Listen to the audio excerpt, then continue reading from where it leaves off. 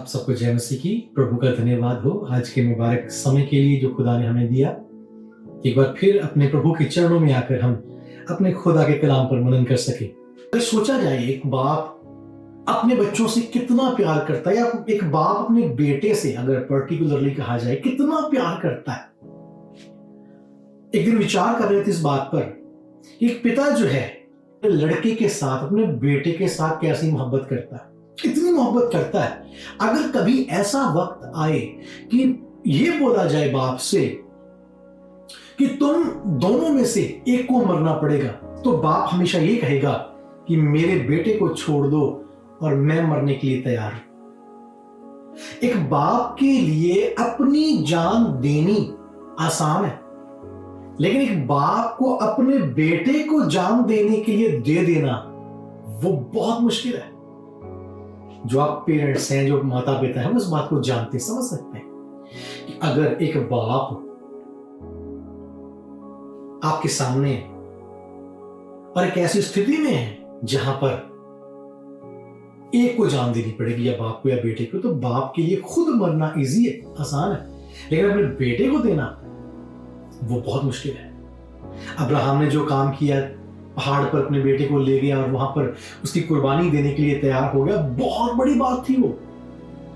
लेकिन खुदा ने उस कुर्बानी को देने नहीं दिया, अब्राहम को अलाउ नहीं किया कि वो अपने बेटे को अपने हाथों से घात कर दे, मार दे। लेकिन उस बाप ने इतना बड़ा काम किया और आपके और मेरे लिए किया उसने, कि हमें जिंदगी बख्शने के लिए उसने अपने एक लौते बेटे को हमारी खातिर दे दिया ताकि हम बचाए जाएं। लेकिन उसका बेटा उसकी आंखों के सामने सलीब पर टांग कर मार दिया जाए। बहुत बहुत बड़ी बात है ये। बाप के दिल ही से पूछो जिसने ये काम आपके और मेरे खातिर किया है। अद्भुत।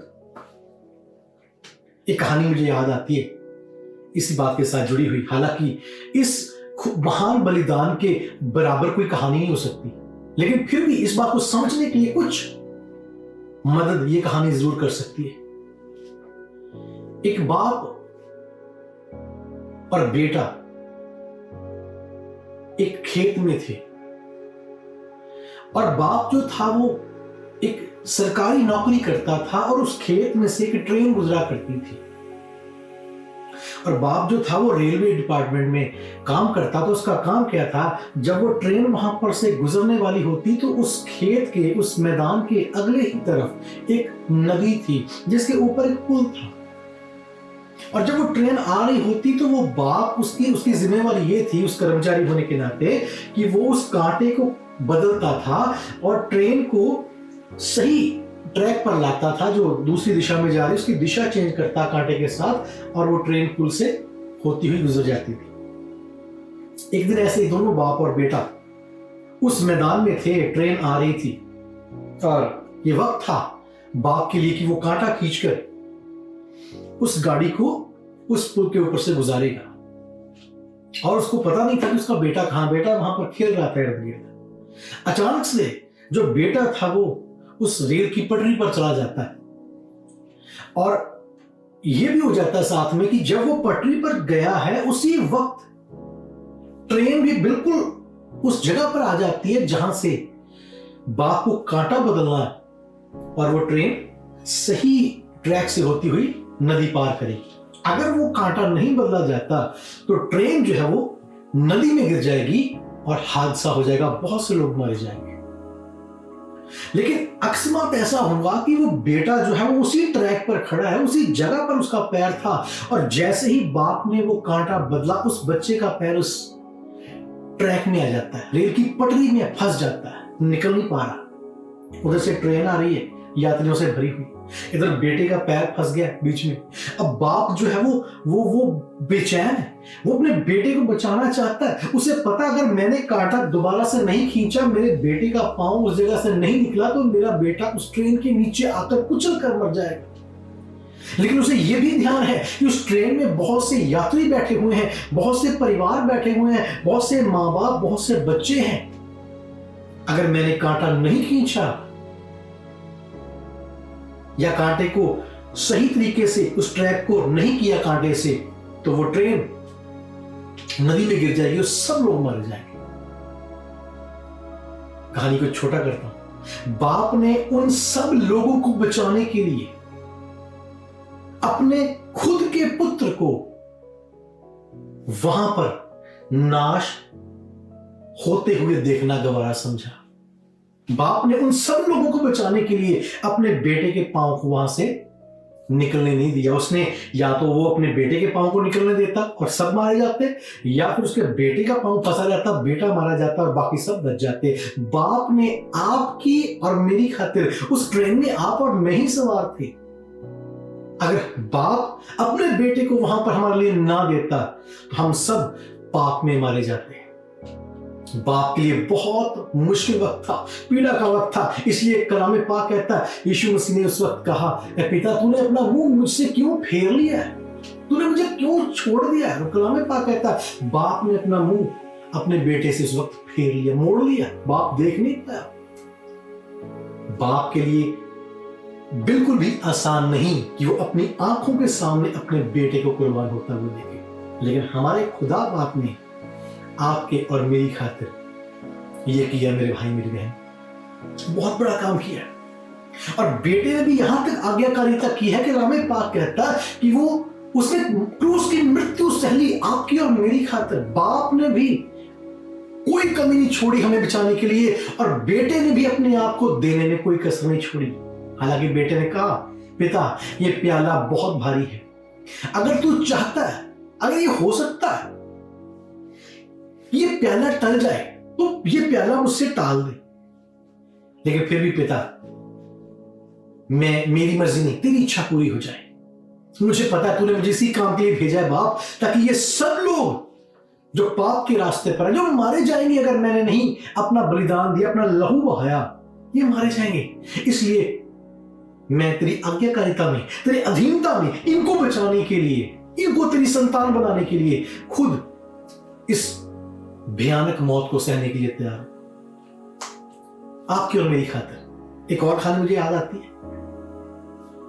एक बच्चा था जो नाव बनाकर, कागज की एक सुंदर नाव बनाई उसने, अच्छी तरह से इसको कार्डबोर्ड से सजाया, उसको पेंट किया, बहुत सुंदर नाव उसने बना दी। छोटा सा बच्चा था, उसमें रंग भरे और उसके साथ खेल रहा था। और उस नाव को बनाने में उसने बहुत मेहनत की थी, बहुत कुछ उसमें लगाया था, बहुत कुछ उसने सजाया था। काफी बड़ी नाव उसने बनाई, और जब बारिश होती वो उसके साथ बारिश में खेलता, उसे छोड़ता पानी में, पानी की नालियां बन जाती और वो नाव साथ साथ जाती और साथ साथ वो लड़का भागता। एक दिन बारिश बहुत ज्यादा थी, वो उस नाव के साथ खेल रहा था। पानी का बहाव इतना तेज आया कि वो नाव जो थी उसकी, वो उस पानी में से होती हुई बहुत तेजी से आगे गई, और आगे बड़ी नदी थी, उस नदी में वो नाव चली गई।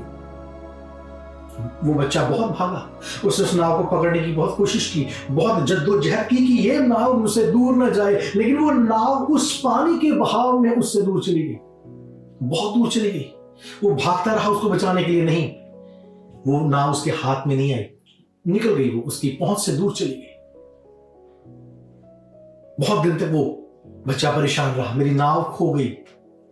वो नाव जिसको मैंने बहुत प्यार से बनाया था, वो नाव चली गई, वो नाव पता नहीं कहां चली गई है। कई समय के बाद एक दिन वो बच्चा बाजार में जाता है, और बाजार में जाते जाते उसकी नजर एक दुकान पर पड़ती है, और दुकान पर जो नजर पड़ती इसलिए पड़ती है, उसने वहां के जो शीशे में एक नाव पड़ी हुई देखी, जो बिल्कुल उसकी नाव की जैसी दिखाई देती थी, वही नाव जो उसने अपने हाथों से बनाई थी। और वो जैसे उसको ध्यान से देखता है, उसको पता चलता है ये तो वही नाव है जो मैंने अपने हाथों से बनाई थी, ये मेरी नाव है। दुकान के अंदर जाता है, दुकान के अंदर एक दुकानदार बैठा है, उससे पूछता है, अंकल ये नाव आपके पास कहां से आई? वो कहता है ये मेरी नाव है, मेरी दुकान में पड़ी हुई है, मैंने इसे बेचने के लिए रखा है। वो बच्चा कहता नहीं, ये नाव मेरी है, मैंने इसे अपने हाथों से बनाया। वो कहता मुझे नहीं पता ये नाव तूने बनाई है या नहीं बनाई, लेकिन ये दुकान मेरी में पड़ी हुई है, मैं इसका मालिक हूं और ये बेचने के लिए रखी है। वो बेटा चिल्लाता है, ये मेरी नाव है, इस पर मेरा नाम भी लिखा है, देखो। दुकानदार नहीं मानता, वो कहता है इतना प्राइस है इसका, अगर तुझे ये नाव चाहिए तो तुझे कीमत चुकानी पड़ेगी इसको दोबारा हासिल करने के लिए। कहानी आप समझते हैं? और वो बेटा उस नाव को खरीदने के लिए कीमत चुकाता है और वो छोटा सा बच्चा दोबारा से उस नाव को अपने पास ले लेता है, उसे प्यार करता है और फिर कभी उसे जाने नहीं देता। ये बातें हम सब लगातार सीखते हैं, समझते हैं, और आज एक बार फिर हमें मौका मिला है कि इन पर एक बार फिर से ध्यान करें और मनन करें कि हमारे पिता ने, हमारे खुदावंद यीशु ने हमें दोबारा से हासिल करने के लिए, जो दूर चले गए थे, जो पाप में चले गए थे, जो मौत के दास बन चुके थे, उनको दोबारा से अपने बनाने के लिए कितनी बड़ी कीमत चुकाई है। और जब वो लहू यीशु मसीह का बहा, उसमें इतनी ताकत है जिसने सब कुछ बदल कर रख दिया। मौत की जो जड़ें थी उसको यीशु के लहू ने पूरे तरीके से काट दिया। सांप का जो सर था उसको यीशु ने अपने लहू के वसीले से कुचल दिया। मौत की जो रस्सियां हमारे इर्द गिर्द थी, यीशु ने अपने लहू से उन सारी रस्सियों को तोड़ दिया। यीशु के लहू में बड़ी ताकत है। आज इस लहू की बात ही हम करने के लिए खुदा की हज़ूरी में इकट्ठा हुए। लहू ने किया क्या है? लहू ने वो कर दिया जो हमारी सोचों ख्यालों से भी परे था। हम कल्पना भी नहीं कर सकते जो लहू ने किया है, और आज भी लहू करता है। लहू की सामर्थ्य के बारे में कुछ बातों को हम जल्दी से सीखेंगे। पुराने नियम में भी हम लहू की बातों को सीखते हैं कि लहू में कितनी ताकत है, और नए नियम में भी सीखते हैं।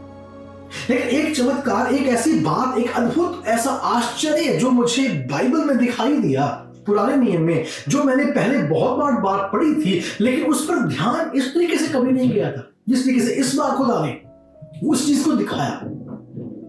एक बहुत बड़ा अद्भुत काम खुदावंद ने पुराने नियम में किया, और उसके पीछे जो वजह थी वो थी एक डोरी, लाल रंग की डोरी जो यीशु के लहू को दिखाती है या लहू को दिखाती है।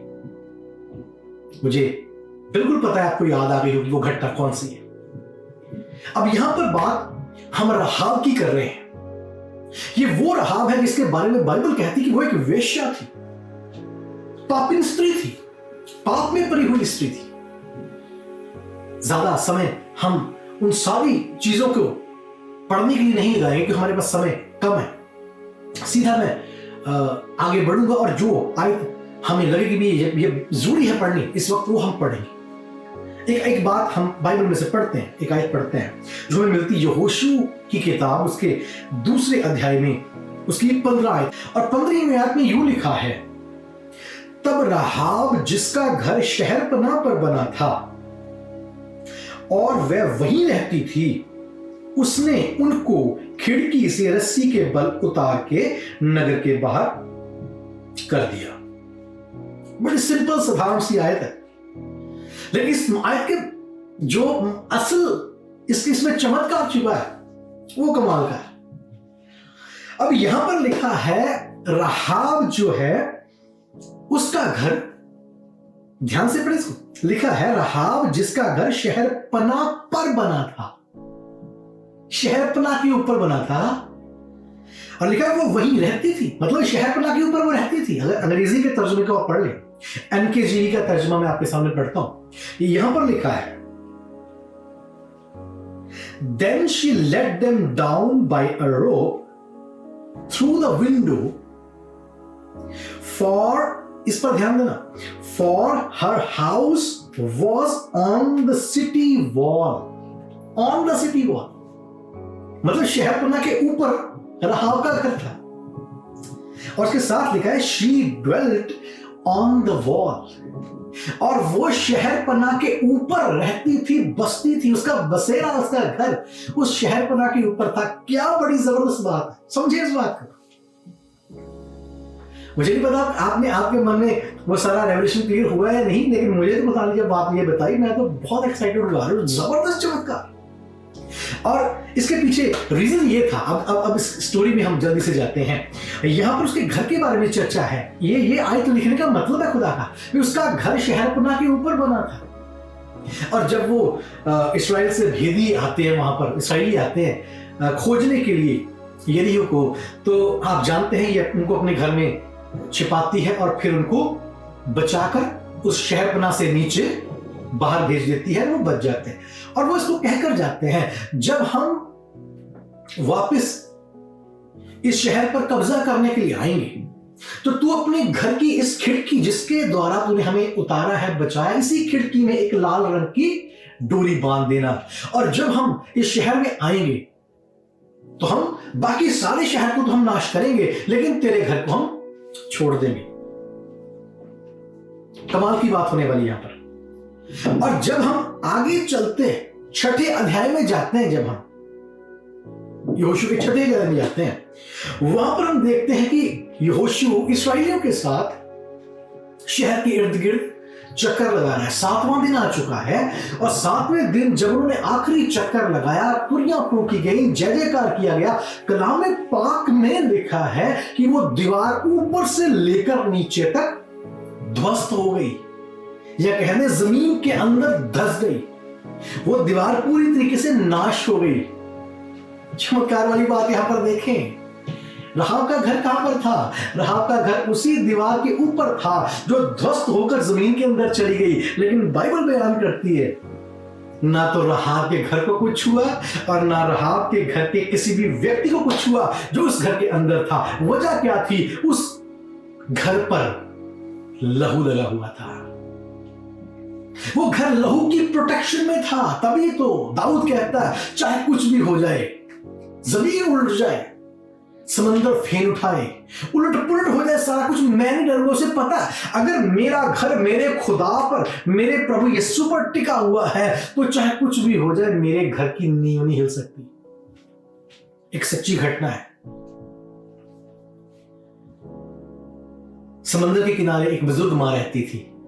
शायद पहले भी मैंने आपके साथ बांटी होगी ये घटना, लेकिन ये दर्शाती है कि हमारे खुदा के लहू में कितनी ताकत, लहू क्या कर सकता है। उस जगह पर वार्निंग दी गई कि कुछ समय के बाद यहां पर सुनामी आने वाली है, समंदर के किनारे के जितने लोग हैं वो वहां से चले जाए। सब लोग उठ गए, सबको सरकार ने उठा दिया। लेकिन एक बुजुर्ग मां वहां पर एक छोटी सी झोपड़ी बनाकर रहती थी। दुआ करने वाली, कलाम पे चलने वाली, खुदा के साथ वक्त गुजारने वाली वो बुजुर्ग मां थी। अपने घर में बैठी है, उसके पास भी वो सारे लोग आते हैं। उससे कहते हैं, बुजुर्ग मां जी आप यहां से उठिए, सब लोग जा चुके हैं, यहां सुनामी आने वाली है, बहुत विनाश हो जाएगा, आप यहां से उठिए, हम आपको सुरक्षित जगह पर लेके जाना चाहते हैं। वो बुजुर्ग मां कहती है, इस जगह से सुरक्षित जगह मेरे लिए और कोई नहीं हो सकती। वो कहते नहीं, ये ऐसे कैसे मां जी, पानी आएगा, सब कुछ यहां से खत्म हो जाएगा, सारे जानवर भी यहां से तो भाग के डरते हुए। ये सच्ची घटना बता रहा हूं आपको भी बुजुर्ग मां जाना पड़ेगा, हम आपको लेने आए हैं, आप इस छोटी सी झुग्गी को छोड़ दें, झोपड़ी को छोड़े, इस सामान को भी हम संभाल लेंगे, आप हमारे साथ चले, नहीं तो आप मारी जाएंगे। मां कहती है, इस जगह से ज्यादा प्रोटेक्टिव जगह, सुरक्षित जगह मेरे लिए कोई नहीं हो सकती। वजह यह है कि इस घर में मेरे यीशु का लहू लगा हुआ है, इस झोपड़ी में मेरे यीशु का लहू लगा हुआ है। इसमें बैठकर मैं खुदा के आगे दुआएं करती हूँ, इस झोपड़ी में बैठकर मैं अपने खुदा के साथ वक्त बिताती हूँ, उसका लहू इस घर पर है। लोगों ने मजाक उड़ाया, बुजुर्ग मां ये मारी जाएगी, इसकी झोपड़ी का क्या बनेगा जब बाढ़ आएगी। सही वक्त पर बाढ़ भी आई, बाढ़ आई और पूरे इलाके में तबाही मची। लेकिन चमत्कार वाली बात यह थी, जब बाढ़ वहां से बाढ़ वहां पर आई, बाढ़ का पानी जब हटा और जब वहां पर सरकारी अधिकारी और लोग आकर उन्होंने सारी चीजों को मुआयना किया, उनके लिए एक बहुत बड़ा चमत्कार वहां पर था। चमत्कार यह था कि सारे घर टूट चुके थे, सारे पेड़ टूट चुके थे, सब कुछ बर्बाद हो चुका था, लेकिन एक झोपड़ी वहां पर ज्यों की त्यों वैसे खड़ी थी। यह सच्ची घटना है। और उस झोपड़ी के अंदर वो बुजुर्ग मां बैठकर अब भी दुआ कर रही थी, अब भी कलाम पढ़ रही थी। यीशु के लहू की पनाह में वो सुरक्षित थी। ये राहाब के समय में भी हुआ, ये आज भी होता है, ये हमारी जिंदगियों में भी होता है मेरे भाई मेरी बहन। अगर हम यीशु के लहू के अधीन हैं, अगर हम यीशु के लहू से धुले हुए हैं, अगर यीशु का लहू हमारे ऊपर लगा, कोई भी जिस्मानी ताकत, कोई भी जिस्मानी आफत हमें छू नहीं सकती, आपके डेरे को गिरा नहीं सकती। ये सत्य बात है, कलाम का फरमान है, ये किसी मनुष्य की बात नहीं है। बाइबल बताती है राहाब का घर, और बात ये भी साथ में जिक्र आता है रहाब एक वेश्या थी। वेश्या मतलब पापिन स्त्री। वो स्त्री जो खुदा से दूर थी, वो स्त्री जो दुनिया में अपना समय बिताती थी, वो स्त्री जो दुनिया के रंग में ढली हुई थी, खुदा की परवाह नहीं करती थी। लेकिन उस वक्त उसके जीवन में मोड़ आया। बड़ी बात यह जब उसे पता लगा कि खुदावन कुछ करने वाला है, उसे पता लगा इस खुदा से सामर्थी खुदा और कोई नहीं, उसे पता लगा इस्राएलियों के हाथ में खुदा ने इस देश को दे दिया है और वो खुदा जमीन आसमान का मालिक है। जब उसे इस बात का आभास हो गया, उसने अपना जीवन खुदा के आगे सरेंडर किया और खुदा के लहू की प्रोटेक्शन अपने घर पर लगाई। बड़ी बात यह, जब मैंने इस बात को समझा, इस्राएलियों के लिए नहीं थी वो डोरी। जैसे हम अगर पुराने नियम में चले जाएं, वहां पर भी एक ऐसी घटना हम देखते हैं। जब इस्राएली लोग मिस्र से बाहर निकलते हैं तो वहां पर भी खुदावन उनसे कह देता है कि अपने घरों के दरवाजों पर, उनकी चौखटों पर मेमने का लहू लगा लो। लहू की ताकत हम बात कर रहे हैं, मेमने का लहू लगा। तो जिस घर के ऊपर वो लहू का निशान होगा, उसके आगे से वो नाश करने वाला या मारने वाला गुजर जाएगा। पास ओवर तभी कहते हैं। वो उस घर को छोड़ देगा, पास ओवर, आगे चला जाएगा, उस घर को छोड़ देगा जिस पर लहू लगा। मारने वाला, नाश करने वाला लहू को पहचानता है। यहां पर भी ऐसा ही है। जब वो दीवार गिरी है, वो इस्राएलियों ने नहीं गिराई। दीवार गिराने वाले खुदा के स्वर्गदूत है, दीवार गिराने वाली खुदा की सामर्थ्य है, दीवार गिराने वाली खुदा की ताकत है, खुदा की कुदरत है। जब दीवार गिरी है तो वो अलौकिक तरीके से गिरी है। इसराइली किसी ने दीवार पर चढ़कर कुछ नहीं किया या कोई खुदाई नहीं की, दीवार गिरी। लेकिन जब दीवार गिरी, उसके ऊपर एक ऐसा घर था जिसके ऊपर लहू का निशान था। और जब नाश करने वाले ने, उस दीवार को गिराने वाले ने उस घर को उस दीवार के ऊपर देखा। घर तो और भी होंगे, सिर्फ इसे कोई खास प्रिविलेज नहीं मिली हुई थी राहाब को भी, इसके घर के इसको उसके अलाउ किया गया नहीं। शहर पनाही उस समय में इतनी बड़ी होती थी कि उनके ऊपर घर बनते थे, उनके ऊपर बिजनेस चलते थे, उनके ऊपर दुकानें होती थी, बहुत बड़ी बड़ी शहर पनाही होती थी। और यहां पर भी ऐसे ही है। बहुत से घर उस शहर पर होंगे, बहुत से दुकानें वहां पर होंगी, बहुत से लोग उस पर रह रहे होंगे। और जिक्र आता है कि राहाब भी उनके साथ रहती थी। लेकिन कमाल की बात यह है, जब दीवार गिरी, सब के सब जो थे घर उस दीवार के साथ दफन हुए। सब के सब लोग जो वहां पर रहते थे वो मारे गए। लेकिन ये घर, इस घर को जब उस नाश करने वाले ने देखा, उस नाश करने वाले फरिश्ते ने देखा, उसे पता लगा इस घर पर लहू लगा हुआ है, लहू का निशान है। ये वही निशान है जो खुदा ने मूसा के समय पर इस्राएलियों के दरवाजों पर लगाया था। वही निशान इस एक घर के ऊपर है। और उसने उस घर को छोड़ दिया, बाकी सबको जमींदोज कर दिया। यह है लहू की ताकत। लहू क्या कर सकता है? यह सच में हुई बात है। यह कोई सिर्फ रूहानी एटमॉस्फेयर में हुई बात नहीं है, रूहानी रेल में हुई बात नहीं है। अभी रूहानी तरीके से वो बची नहीं। उसका घर लिटरली, सच में उसका घर नीचे आया और नीचे सुरक्षित खड़ा हो जाता है, जमीन पर आकर टिक जाता है। उसके नीचे वाला हिस्सा सारा जमीन के अंदर है, लेकिन वही घर केवल टिका रहा। और कलाम पाक कहता है जितने उस घर के अंदर थे, जब आप छठा अध्याय पढ़ते हैं इसका, यहोशू का, उसके साथ 6 की 20, 21 आयत, 22 आयत पढ़ दें, 6 की 23 आयत पढ़ दें, 24 आयत पढ़ दें, 25 आयत पढ़ दें, आपको ये सारी चीजें क्लियर हो जाती है। अच्छे से आप समझ जाते हैं कि वहां पर हुआ क्या था और हुआ क्यों था। क्योंकि ये लहू ने किया था। ये लहू की ताकत है जो एक घर को गिरने से बचा सकती है। ये लहू की ताकत है जो एक झोंपड़ी को ढहने से बचा सकती है। ये लहू की ताकत है जो एक मर रहे व्यक्ति को मरने से जीवन में ला सकती है। राहाब भी बच गई, उसका घराना बचा। अगर वहां का माहौल देखा जाए तो एक पाप करने वाला परिवार था। राहाब भी पाप करने वाली एक स्त्री थी, व्यभिचार करने वाली स्त्री थी। लेकिन जब उसने अपने आप को लहू के अधीन किया, जब उसने खुदा पर विश्वास किया, जब उसने लहू की सामर्थ को समझ लिया, लहू को अपने घर पे ले लिया, उसकी जिंदगी बच गई। मेरे भाई मेरी बहन, हो सकता है आपको लगता हो कि मेरे पाप बहुत भयानक है, हो सकता है आपको लगता हो मैंने बहुत बड़ी बड़ी बुराइयां की हैं, हो सकता है आपको लगता हो मेरे पाप क्षमा के लायक नहीं है, मेरे पाप मुझे लेकर नरक में चले जाएंगे, मेरे पाप मुझे मार ही डालेंगे। लेकिन आज आपके लिए खुशखबरी है, अगर राहाब वेश्या को खुदावन बचा सकता है, उसके पूरे घराने पर खुदा दया कर सकता है, उसके उसकी उस घर को बचा सकता है, संभाल सकता है, तो वही खुदा आज आपसे और मुझसे भी कहता है कि आपके गुनाह चाहे किरमिच रंग के क्यों ना हो, महीन क्यों ना हो, तो भी यीशु का लहू उनको धोकर हिम जैसा श्वेत कर सकता है। अपने पापों की भरमार को ना देखें, अपने पापों के बहुत बड़े पहाड़ को ना देखें, यीशु की ताकत को, यीशु के लहू की ताकत को देखें जो उसने बहाया और उसने कहा पूरा हुआ। यीशु के लहू से सब कुछ पूरा हो जाता है। ये यीशु के लहू की ताकत है। राहाब को यीशु के लहू ने बचाया, खुदावन के लहू ने उसको बचाया। लहू को देखकर नाश करने वाला गुजर जाता है। मूसा की कहानी हम देखते हैं, नाश करने वाला आया, मिस्रियों को उसने पूरे तरीके से बर्बाद किया। हर घर में लिखा है, कलाम पाक बताता, हर घर में चिल्लाना था, हर घर में आंसू थे, हर घर में मृत्यु थी, लेकिन उन घरों में मृत्यु नहीं थी जहां पर लहू लगा था। लेकिन बात यह है, लहू लगे हुए घर के अंदर रहना, ये बात बड़ी है। खुदावन के उस दायरे में रहना जो उसने हमारे लिए सेट किया है, उसके कलाम की उस बाउंड्री में रहना जो उसने हमारे लिए तैयार की है। खास हिदायत थी दोनों जगहों पर कि तुम्हारे घर से कोई व्यक्ति बाहर ना जाए। अगर कोई बाहर चला गया वो अपनी मौत का खुद जिम्मेवार होगा, लेकिन अगर वो अंदर रहेगा घर के, वो मारा नहीं जाएगा, वो बचा लिया जाएगा, छोड़ दिया जाएगा, जिंदगी पालेगा वो।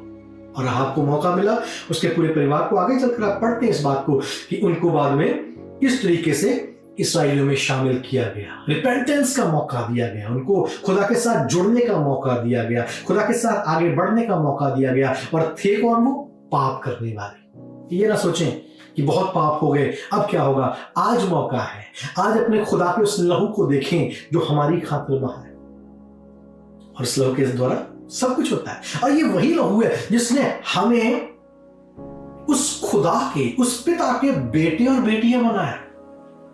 बड़ी बात है, बेटे और बेटियां बनाया।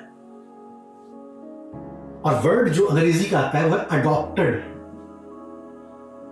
अडॉप्टेड, जब अडॉप्टेड वर्ड हम सुनते हैं या पढ़ते हैं, अडॉप्ट, अगर हम अडॉप्ट के बारे में बात करें, अडॉप्ट करना क्या होता है, अगर हम अपने कल्चर के हिसाब से सोचें तो अडॉप्शन कोई ज्यादा अच्छी बात दिखाई नहीं देती हमें। अडॉप्ट लगता है ये बच्चा अडॉप्ट किया हुआ है, मतलब ये बच्चा किसी का था और इसको लेकर अपने परिवार का हिस्सा बनाया। और आज भी चर्चा छिड़ी इस पर, और चर्चा यही थी कि अडॉप्ट जो है वो थोड़ा सा कमजोर रिश्ता लगता है कि हमें खुदा ने अडॉप्ट किया, अपने बेटे बेटियां बनाया। कई सारे विचार थे उसमें, लेकिन मुझे भी उस बात को सोचने का एक मौका मिला, विचार करने का मौका मिला, और मैंने इस पर विचार किया। और मुझे एक अद्भुत बात पता चली जब मैं अडॉप्शन के बारे में पढ़ रहा था, लेपालक होने के लिए पढ़ रहा था, लेपालक के बारे में पढ़ रहा था जब मैंने, तो मुझे बड़ी अद्भुत बातें जानने को मिली। खुदा ने पुराने नियम में इस्राएलियों से यह बात कही थी कि तुम्हें मैंने अडॉप्ट किया है। संसार में बहुत से लोग हैं, बहुत सी कौमें हैं, लेकिन तुम्हें मैंने अडॉप्ट किया। रोमियो 9 अध्याय उसकी 4 आयत उसकी 26 आयत को पढ़ सकते हैं। रोमियो 9 अध्याय उसकी 4 आयत और 26 आयत को पढ़ सकते हैं। उसके साथ व्यवस्था विवरण उसका 7 अध्याय उसकी 6 आयत को पढ़ सकते हैं। व्यवस्था उसका 7 उसकी 6। यहां पर जिक्र आता है कि खुदा ने इस्राएल को अडॉप्ट किया, लेपालक ले लिया, उनको दुनिया से ले लिया। दुनिया के थे वो, दुनिया से उनको लेकर अपने बना लिया। और हमारे लिए भी यही बात लिखी कलाम में, जब हम गलतियों की किताब उसका 4 अध्याय उसकी 5 आयत को पढ़ते हैं, गलतियों 4 उसकी 5 को पढ़ते हैं और 1 और उसकी 5 को पढ़ते हैं, वहां पर भी हमें यह मिलता है कि हम यीशु मसीह के वसीले से बाप के हुए हैं। बाप ने हमें यीशु मसीह के वसीला से, यीशु मसीह की कुर्बानी के वसीला से, यीशु मसीह के लहू के वसीला से अडॉप्ट किया। बड़ा ध्यान से सुनने वाली और समझने वाली बात है। जो अडॉप्ट करने के लिए ग्रीक का शब्द है, ग्रीक वर्ड जो है वो है हुइथेशिया।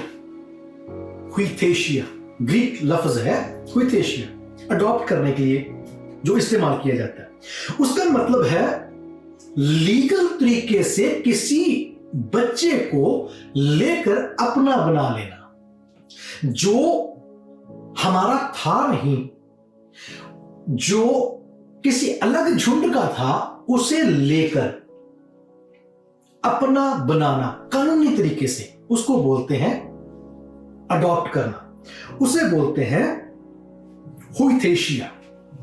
अब ध्यान से समझना इस बात को। यह बात जब जिस जगह पर लिखी गई, रोमियो की बात हम करते हैं, गलातियों की बात करते हैं, इफिसियों की बात करते हैं, ये सारी बातें जो है ये रोमी समय में लिखी गई।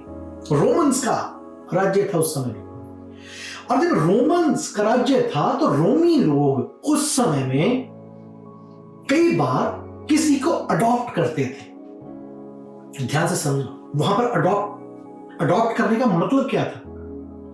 जब खुदा ने अडॉप्शन शब्द इस्तेमाल किया, अगर आप पीछे उसके चले जाए, यहूदी परंपरा में चले जाए, उसके पीछे चले जाए, जब इस्राएली लोग थे वहां पर चले जाए, आपको वहां से और रोमी समय से इसका मतलब समझना जो है वो बड़ा सहायक सिद्ध करे होगा कि अडॉप्शन का असल में मायने क्या। खुदा ने जब अडॉप्ट किया, इसमें कितनी बड़ी प्रिविलेज है, कितनी बड़ी बरकत है, कितनी बड़ी ताकत है अडॉप्ट करने में, लेपालक कर लेने में कितनी बड़ी ताकत है। आगे बढ़ते हैं। जब किसी को उस समय में अडॉप्ट किया जाता था, आज के हिसाब से ना सोचे इस बात को, हमें दिखाई देगा कि कोई बच्चा अनाथ है और वो उसको हमने बड़े तर्स के साथ गए हैं, उसको अडॉप्ट किया, उस तरीके से नहीं सोचना इस बात। अब आपने इसको जिस समय में कलाम लिखा गया, जिस बात को आधार बनाकर खुदा ने ये बात कही है, उसको समझना। जब किसी को अडॉप्ट किया जाता था, इसका मतलब होता है अब वो अडॉप्ट किया हुआ बच्चा अब जिस परिवार में वो आया है, उसकी सारी संपत्ति का, उसके सारे अधिकारों का, उसके सारे आराम का, उसकी सारी अथॉरिटी का मालिक है। पहले वो कुछ नहीं था, बाइबल में लिखा है पहले हम कुछ नहीं थे, लेकिन अब हम रॉयल प्रीस्टहुड हैं, अब हम खास लोग हैं, अब हम शाही लोग हैं। कैसे बने कि हम अडॉप्ट किए गए। पहले चाहे हम पाप में मर रहे थे, पहले चाहे हम नष्ट हो रहे थे, पहले चाहे हम दुष्टता में थे, लेकिन अब हम रॉयल प्रीस्टहुड हैं। वजह क्या है? अडॉप्ट करने वाला राजा है, अडॉप्ट करने वाला किंग है, और किंग ऑफ किंग्स उसको बोला जाता है, लॉर्ड ऑफ लॉर्ड उसको बोला जाता है। वो प्रभुओं का प्रभु और राजाओं का राजा है जिसने हमें अडॉप्ट किया। अब अडॉप्ट होने के बाद उस खुदा के या उस परिवार के, उस घराने के सारे अधिकार अडॉप्टी को मिल जाते हैं, मतलब जिसको अडॉप्ट किया गया है उसको मिल जाते हैं। दूसरी बात, जब उसको अडॉप्ट किया गया व्यक्ति को, बच्चे को, उसके पिछले जितने भी कर्ज होते थे या लेन देन होते थे वो सारे उतर जाते थे। कैसे? जिसने अडॉप्ट किया है वो उन सारे कर्जों को चुकाता था। अब जो अडॉप्ट हुआ है उसने कुछ नहीं करना, उसे बैठे बिठाए, हमारे लिए यही तो हुआ है, ये ग्रेस खुदा की यही तो है। हमने कुछ नहीं किया, ना हम कुछ कर सकते थे, लेकिन जब उसने अपने लहू के वसीले से हमें खरीदा, हमारे सारे कर्ज उसने माफ कर दिए कि उसने चुकाए, हमने नहीं चुकाए। कर्ज चुकाने की जो चिंता थी वो चली जाती जब अडॉप्ट होता था बंदा। बच्चे को अडॉप्ट किया, उसके कर्ज थे, उसकी सजाएं थी, उसके ऊपर बहुत कुछ था, लेकिन जिस परिवार में वो आता है वो उसके सारे पास्ट की उन सारी बोझों और बुराइयों को उसे हटाता था, सब कर्जों से उसको आजाद करता था। ये अडॉप्शन थी। तीसरी बात, जितना भी उसके पुराने रिलेशंस होते थे, मान लो कोई वो किसी बुरी संगति का हिस्सा था और लोग उसको बुरी नजर से देखते थे, पापी की नजर से देखते थे, एक गुनाहगार की नजर से देखते थे, हत्यारे की नजर से, कुछ भी आप कह सकते हैं। जब वो अडॉप्ट हुआ है, उसकी लाइफ का जो स्टैंडर्ड है वो बदल जाता है। अब कोई उसे पुराने नाम से नहीं बुला सकता। जब वो अडॉप्ट होता है, अगर उसका पुराना नाम पापी था, अब उसका नया नाम धर्मी होगा। और लीगली अगर कोई इसे पापी कहता है, यीशु मसीह ने कहा, खुदा ने कहा, अब तुम पर दोष लगाने वाला कौन है? अब तुम्हें दोष कोई भी तुम पर लगा सकता, क्योंकि तुम खुदावन पर ईमान रखने वाले, खुदा के लहू से धुले हुए लोग हो। अब हमारे ऊपर से सारे दोष हट चुके हैं। वजह क्या है? हम अडॉप्ट हो चुके हैं। ये सारे जो बेनिफिट्स हम जिसको एंजॉय करते हैं ना, भी हम शाही घराने के लोग हैं, हमारे ऊपर से सजा का हुक्म हट गया, इसकी सारी की वजह यही है कि हम अडॉप्टेड है। हमें खुदा ने लेपालक पुत्र पुत्रियां बनाया, हमें ले लिया उसने। हमारे सारे बुरे नामों को उसने धो दिया है, हमारे सारे बुरे कामों को उसने धो दिया है, हमारे सारे पुराने कर्जों को उसने धो दिया है, हटा दिया है। हम नए हो चुके हैं। नया नाम मिलता था जब व्यक्ति ले लिया जाता था, उसे ये परिवार ग्रहण कर लेता था, उसे नया नाम मिलता था।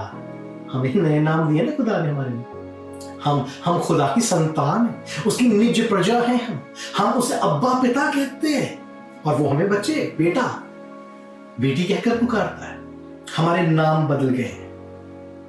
और एक और बड़ी जबरदस्त बात यहां पर है, जब उस समय के मुताबिक, कानून के मुताबिक, जब वो परिवार इस बच्चे को अडॉप्ट कर लेता था, उसे ले लेता था पालने के लिए, उसे अपना कर लेता था। अब जो बड़ी बात है ये, कानूनी तौर से उस बच्चे को लेने के बाद वो चाहकर भी, वो बाप, वो परिवार चाहकर भी उस बच्चे को अपने जायदाद से बेदखल नहीं कर सकते थे। अपने बच्चों को, अपने खुद के बच्चों को वो कर सकते थे, लेकिन जो लिया गया है उसे नहीं कर सकते थे। ये बहुत जबरदस्त बात है, ये बहुत कमाल की बात है। जब खुदावन उस समय में इस बात को कहता है कि तुम लेपालक हो, तुम लेकर पाले गए हो, उसका मतलब यह है कि अब तुम मेरी नजर में, मेरे निज पुत्र से भी ज्यादा प्रेशियस मेरी नजर में हो। मैं तुम्हें छोड़ नहीं सकता। तुम पर मेरी मोहर लग चुकी है, तुम मेरे हो चुके हो। अब तुम कहीं नहीं जा सकते। मैं चाहकर भी तुम्हें अलग नहीं कर सकता, क्योंकि तुम कानूनी तौर पर मेरे शब्द के मुताबिक, मेरे लॉ के मुताबिक मेरे हो चुके हो। इतना जबरदस्त खुदा ने रिश्ता हमारे साथ जोड़ा है। और यह सत्य बात है, जो रिश्ता खुदा ने हमारे साथ जोड़ा अपने बेटे यीशु के लहू के द्वारा, वो रिश्ता कहीं से भी जुड़ नहीं सकता था। बगैर लहू के वो रिश्ता कभी जुड़ नहीं सकता था। ये लहू की ताकत है। लहू ने राहाब की जिंदगी को बख्श दिया। राहाब की जिस्मानी जिंदगी भी बची, फिजिकली भी बची, और रूहानी तौर से भी बची। लहू ये करता है। मेरे भाई, मेरी बहन, आज आपकी कंडीशन कोई भी क्यों ना हो, लेकिन लहू आपके जिस्मानी हालातों को बदलने की ताकत रखता है। लहू आपके रूहानी जीवन को बदलने की ताकत रखता है। लहू के द्वारा हम अडॉप्ट किए जाते हैं, और जब अडॉप्ट हो गए हम, हमारे ऊपर से सब कुछ पुराना उतर चुका है। यीशु के लहू का रंग हम पर चढ़ा हुआ है। यीशु के बेटे बेटियां, बाप के बेटे बेटियां हम बन चुके हैं। अब कोई हमें उससे अलग नहीं कर सकता, खुद बाप भी नहीं कर सकता। बड़ी बात यह है। लेकिन आपके और मेरे गुनाह हमें उससे दूर कर सकते हैं। ये बहुत गंभीर बात है। जब यीशु ने अपने बेटे बेटी हमें बनाया, उसको छोड़ कर ना जाए। उसके उस प्यार को समझें जिसके द्वारा उसने अपना एक लौता बेटा यीशु हमारे लिए दिया। उसके लहू का एक कतरा हमारी खातिर बहा दिया, ताकि हमें लेकर अपने बना ले। और बाप कहता, अब तुम मुझसे कभी अलग नहीं होगे। लेकिन यहां पर एक बात जो गंभीर है, वो इस साथ में यह भी आती है कि अगर हम उसी जीवन में दोबारा से जाना चाहते हैं, उसकी वजह खुदा का लहू नहीं, उसकी वजह हम खुद होंगे। चुनाव आज भी हमारा होगा। फ्री विल खुदा ने शुरू से इंसान को दी थी, आज भी फ्री विल आपके पास और मेरे पास है। आज भी वो है। और जब अडॉप्ट किए जाते हैं ना, तो प्रिविलेज तो हमें मिलती है, जो लाभ है उसके मिलते हैं, लेकिन अडॉप्शन जिम्मेवारियों को भी लेकर आती है। पहले हम दुनिया में थे, दुनिया के तरीके से जीते थे, लेकिन जब अडॉप्ट हुए हैं हमें शाही घराने के अनुसार जीना है। हमें उस घर के नियम के मुताबिक जीना है, उस परिवार के कानून के मुताबिक जीना है, उसके डिसिप्लिन में रहना है, जो बातें कलाम सिखाता है उसके मुताबिक जीना है। ये अडॉप्शन कहता है। जब उस परिवार में हम शामिल हुए हैं, अब हम पिछली जिंदगी नहीं जी सकते हैं, अब हमें एक नई जिंदगी जीनी है। क्या सिखाती है अडॉप्शन? लेपालक होना क्या सिखाता है? यही सिखाता है ये खुदा की दया से हुआ है, खुदावंद यीशु मसीह के लहू के वसीला से हुआ है। उसने जब हमें देखा पाप में मरते हुए, पस्त होते हुए, नरक की तरफ जाते हुए, वो रह नहीं पाया। बाप हमें देखकर रह नहीं पाया, उसने अपने बेटे को भेजा, उसके लहू को बहाया, उसके लहू के वसीला से उसने हमें अपने बेटे और बेटियां बनाया। हमें सब बातों से, रोगों से, परेशानियों से, बोझों से और कर्जों से आजाद कर दिया और हमें अपने बनाया। उसे अपने हमारे सारे जुए हमारे ऊपर से उतार दिए और अपने जुए के अधीन हमें लिया, जो आरामदायक जुआ है।